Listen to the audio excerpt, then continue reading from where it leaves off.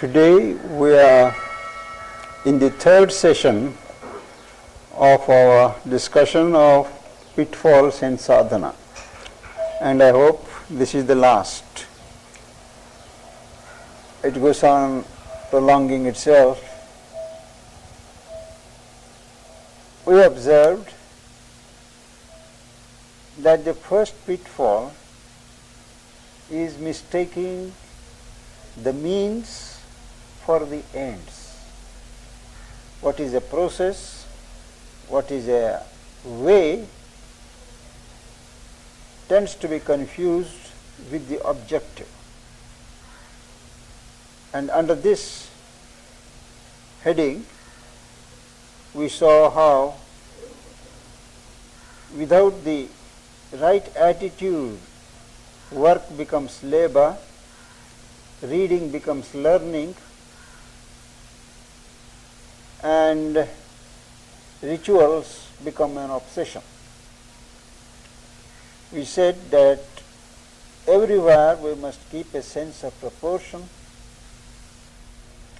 and we warned ourselves against the danger of ego, including the spiritual ego, which borders on elitism. We noted also the common mistake of confusing the emotional center with the psychic center, which is deep within.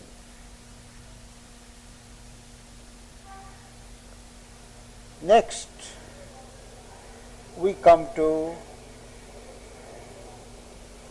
detachment. It has been a watchword of all disciplines of yoga, all branches of sadhana, that we must be detached. We must not be attached, but cultivate a stern detachment from people, relationships, objects, habits. A very wise counsel, no doubt, but in the process of detaching ourselves,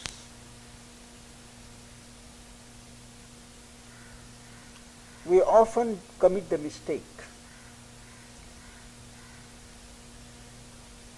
We very religiously claim and practice detachment from people around us. We say we don't want to be involved in family relations, worldly relations, and friendships. We try to keep them away very ostentatiously. We escape our responsibilities, duties, under the plea of being detached.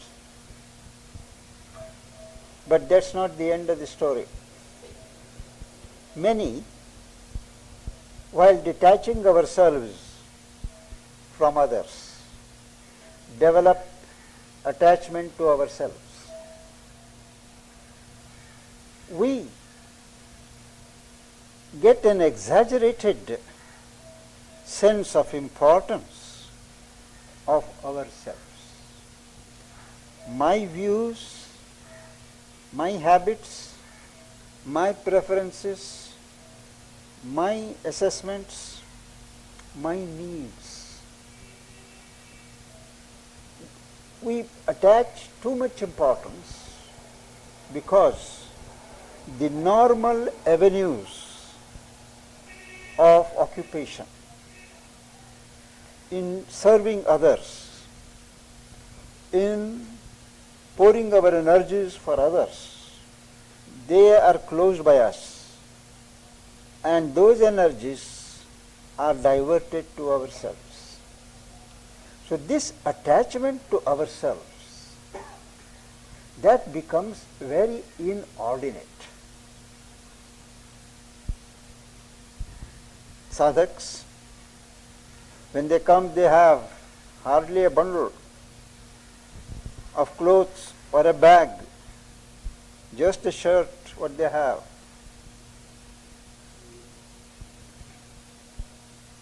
When they settle down, I don't mean here only, in any ashram, when they settle down, slowly things gather. I need this for this, I need that for this, and gradually things develop. And I develop attachment to everything in my room. I develop attachment if I give up my family relations, if I refuse to meet them, if I refuse to attend to their letters. I devote double time for cleaning my bicycle, for cleaning the filter, for cleaning my shaving blade. Now this involvement in myself, that is a typical pitfall in the process of getting detached from others. Our detachment from others is not genuine. It is often a cover for selfishness, for selfish pursuit of our own interests. And in this attachment to us and our ways of life, our ways of living, our so-called needs,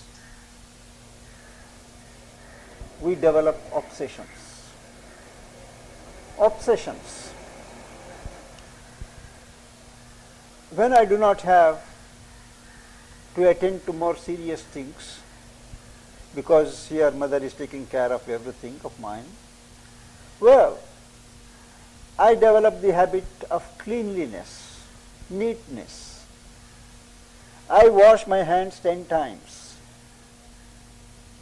4 times with soap, 3 times with cold water, then wipe it 3 times. Now this becomes an obsession. Cleanliness of books, dust. Don't get satisfaction till you take out each book every day and wipe out. So much of time, so much of energy is being spent. And the small elemental beings, small mischievous forces take advantage of such situations in riding over you, sitting on your back and pointing out, you have not done this, you have not done that, you have not cleaned this. And the whole time is taken up. We have known here people having nervous breakdown by this obsession. You put the mosquito net, you have to clean 3 times this way, 4 times this way. You shave yourself, men, and then blade each one side 4 times, the another side 4 times.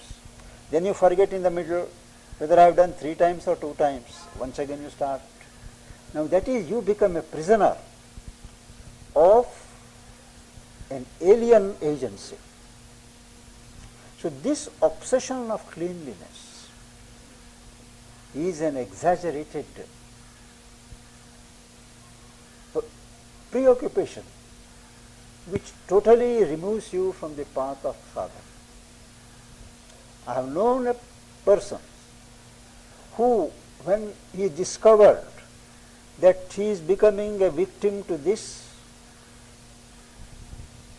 habit, he deliberately cultivated the opposite habit of living with dust, of letting books gather dust, sitting on a chair with dust without dusting it, till he became indifferent. That was the only way he could escape out the clutches of this kind of obsession.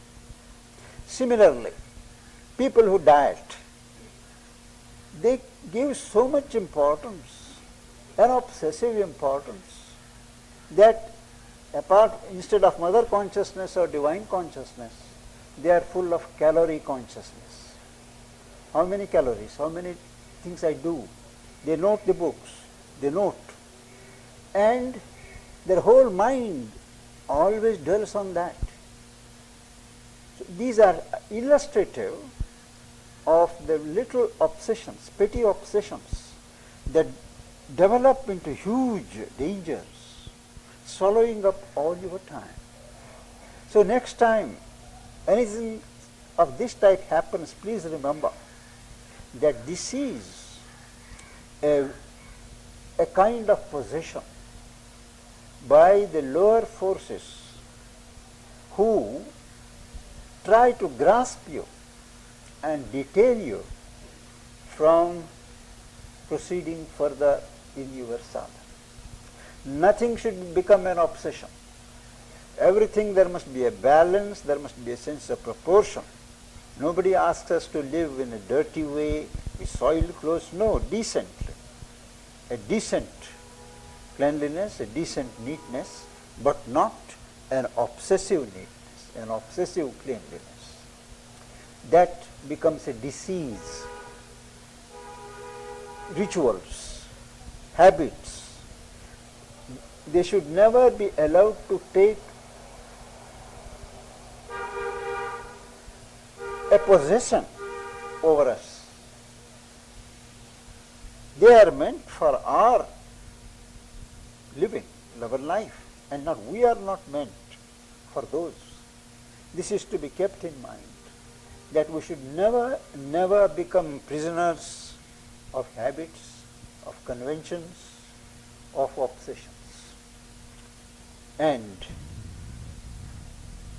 speaking of detachment, it is enough if whenever we do a thing, are asked to do a thing, we should not get involved personally. We should do the thing to our best capacity, not do it perfunctorily, not do it with a superficial attention, but do it as well as you can, but do not lose yourself in that totally. If you lose yourself in any work totally, identify yourself completely, you are lost. That witness position, that what mother calls stepping back, watching, that is lost.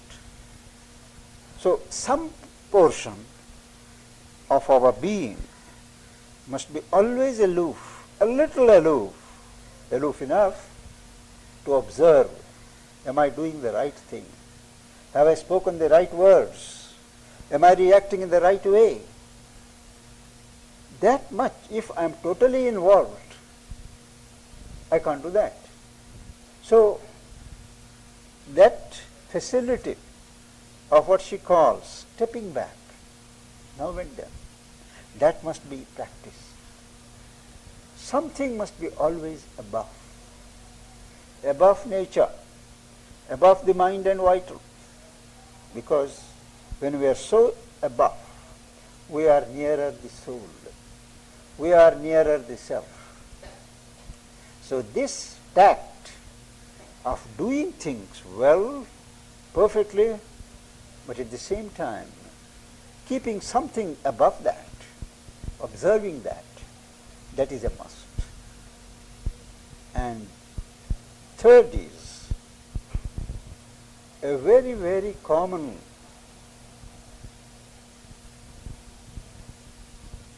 weakness is to dwell too much on our defects. All of us, all human beings have plus points and minus points. Sri Aurobindo says, observe your weak points, observe your defects, but do not dwell upon them too much. Observe it, make up your mind to get over. But to dwell upon them, to always think of them, let them overpower us, let them make us feel small, well, that is to play into the hands of the wrong forces. We indulge in them negatively. What happened 10 years ago? What happened when I behaved badly with somebody? All those things have a way of confronting you when you just feel nice, peaceful. From where they come, God alone knows. We can say they come from the subconscious, but as if they are waiting. Things happened 20 years ago, 25 years ago. Suddenly they come. Somebody wrote the other day, very picturesquely, that he was taught to meditate. Well, he had summoned all his devotion. He sat near his guru's picture and God's picture, and he had a very nice feeling. And then suddenly people observed him weeping and weeping, bitterly weeping. Now what happened? Some people thought it is devotion to God, an emotional outburst. No. He suddenly felt all the wrong things that he had done and spoken in his life, they all coming before him. And he felt so sad that he was so guilty, that he was so mean, that he was so lamentably selfish, that he went on weeping. After that, of course, he had some relief. But if you let it repeat itself, it will again come all the time. So do not dwell too much on defects. Past is past. We should not allow the negative past to interfere with our progress into the future. Even the present shall not be vitiated by remembrance of the past. The past should be remembered just enough to keep us from repeating those wrongdoings. It is understood that none of us here believe any longer in the superstition of punishments and rewards. God does not punish. It is we who punish ourselves. God does not reward. It is our karmic reaction. So it is in our hands.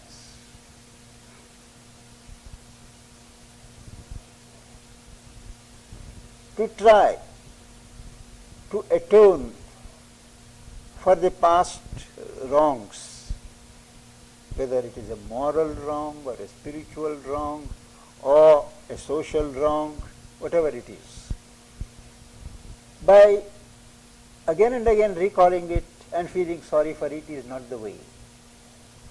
Mother pointedly says that once you feel sorry, you make up your mind, no more, no longer, this will not happen again. That's enough. She says that atones for it, that cancels the past karma if you sincerely decide and follow it up by not allowing it to happen again. So do not dwell too much on defects. That becomes a negative indulgence. Instead of a positive indulgence, which all recognize, it is a negative indulgence. So these are certain prominent traps. And the last one, which I can think of at the moment, is surrender, this principle of surrender. Now surrender is a big word. It contains a whole lifetime sadhana in itself. But what we understand normally by surrender is the decision to leave everything to the divine. Crudely, this concept of surrender has been understood as surrender of physical possessions. That whatever property one has, whatever money one has, whatever resources one has, one gives it to God or one who represents God. So they feel they have done, the surrender has been done, and this promotes a certain claim in many. Quid pro quo. That is, having surrendered, it is the responsibility of the divine to attend to me. So there is an implicit claim. But this external surrender, Sri Aurobindo points out, is only symbolic, is only a sign of readiness to give what you have to the divine. But it has to be worked out. External possessions, not very difficult to give. But the internal possessions, habits, preferences, desires, emotions, now all these also have to be surrendered. And they have to be surrendered one by one. They can't be surrendered in a lump way. And this detailed working out of surrender in life is what Mother calls consecration. In thought, in feeling, in action, every step to consider, is this consistent with the higher will of God? To tune your will to that, to surrender your choice, individual choice at every moment, choice of the moment to that choice, to that will. That is surrender, and it requires a long, long time to work it out in ourselves on all the planes of our being. And that is sadhana. Simply by giving all whatever I have, my clothes, my money, my house, to the divine, my surrender is not affected. It is only begun. But more sensitive is the inner surrender. And that needs continuous working upon it. What Sri Aurobindo describes as pulling out desire from its bleeding roots. Each desire that is pulled out leaves a painful, a feeling of regret in the vital. But desire has to be surrendered, has to be rejected. Here again, we conveniently deceive ourselves by confusing desires with needs. We say it is a need, it is not a desire. Now, who is to decide what is a need and what is a desire? Many have asked this question to Mother, and Mother, as usual, has replied it in a number of ways. But the central point is that if a need, a genuine need is there, and it is submitted to the divine, if it is genuine, it is always granted. If it is not granted, take it that it is not your real need. It is only a seeming need. And a desire, if it is not fulfilled, it leaves a lot of agitation, disappointment, frustration. But a need does not. If a real need, you are content to wait, saying that he knows the hour, he knows whether I need it really or not.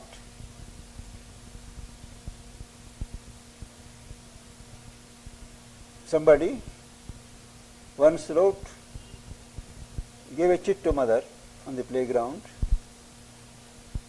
I suppose on his birthday. So that on birthdays are days when mother wouldn't say no to any requests normally. So he gave a sheet that I think I need so much of butter every week.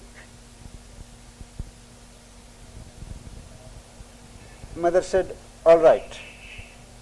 Then when she went below, he had said, but I will take butter only if mother thinks that I need it.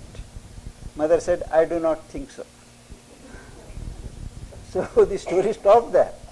But it was a great lesson to all of us that what we think, she gives. It does not mean that she approves of what we want. She always believed in giving what people wanted in ignorance or otherwise. Because as Sri Aurobindo says, the universal mother always wants the child soul, the mother soul wants the child soul to approach it with all its needs, all its prayers. And she has 1,000 hands with which she gives. That is one aspect. It is an aspect of compassion. But there is another aspect where she has to decide only in the interest of your progress. That too in a larger context is a compassion, but still it is fairly what we may call in human language severe.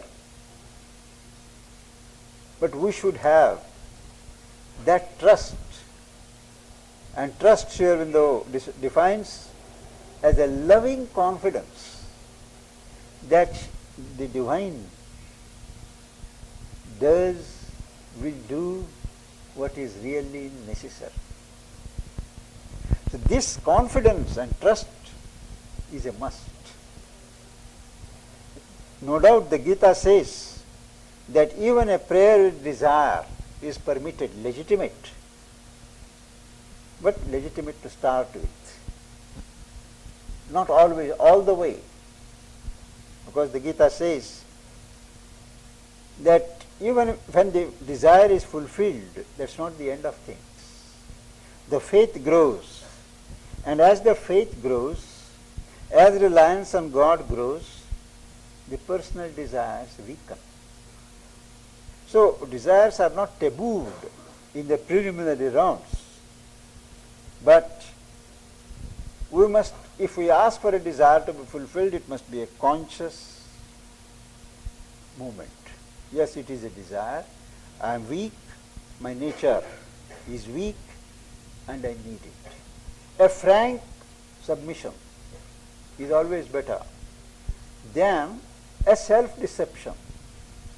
We can never deceive the divine, but we have unlimited capacity to deceive ourselves that it is my need, not desire. We have known now what are the peculiar features of desire and need.